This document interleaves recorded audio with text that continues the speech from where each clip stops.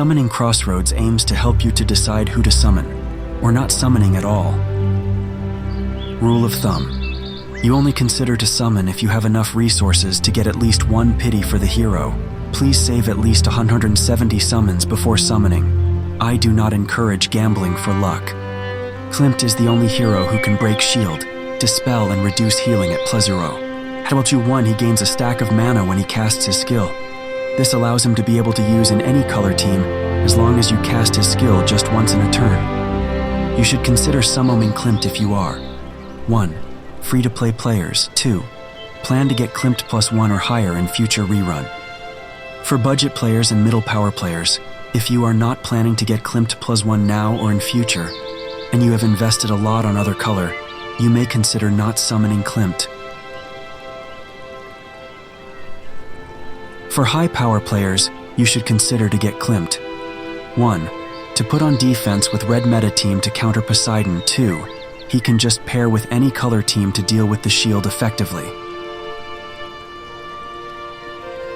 For example, I use Klimt +5 with Maria +5 to deal with red meta team. Klimt +5 breaks shield and also increase damage taken on the selected target. When enemy casts skill with Maria +5 domination status active, the enemy dies faster.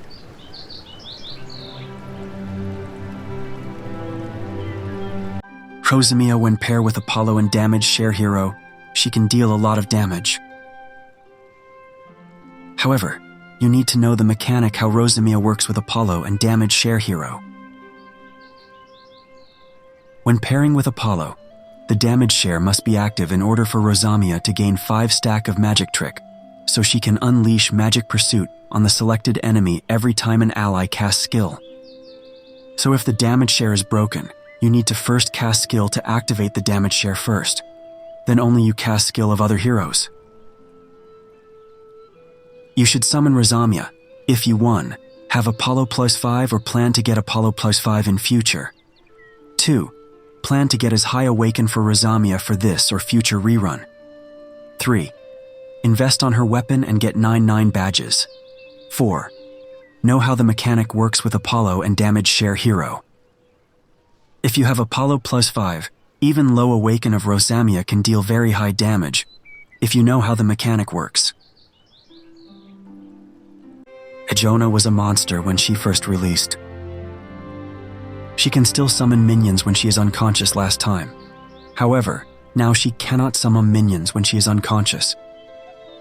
Edjona relies on 4 of her minions to do normal damage on the selected enemy over and over again in order to kill the enemy.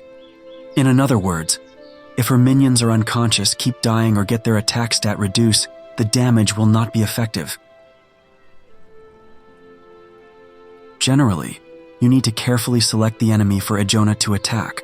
She is ineffective to attack team with strong shield and heavy healing. As for current state of game, she is getting less effective in attack as there are more and more counter for Edjona. Here are a list of hero who counter Edjona. 1. Multiple target skill damage like Daedalite. Thor. 2. Unconsciousness to the minions. Yuki. Agony. 3. Stop healing like Molly and Haley. 4. Shield creator when hit by minions like Shadow Luca. 5. Reduce attack stat of Edjona and her minions like Agony, Yuki, Belnos. However, she is still a one-woman army if you can select the enemy correctly, especially for middle power defense. You can consider to summon Edjona. 1. Your usual target is not the top meta defense with over 300k power. You are a middle power player, budget player, and invested a lot on purple. For high power player who always deal with meta high power towers, she is not as powerful as before now. Please ask me in comment session if you are undecided. Bear in mind, Call of Antia anniversary is in a few weeks' time. Saving summons is also a good option.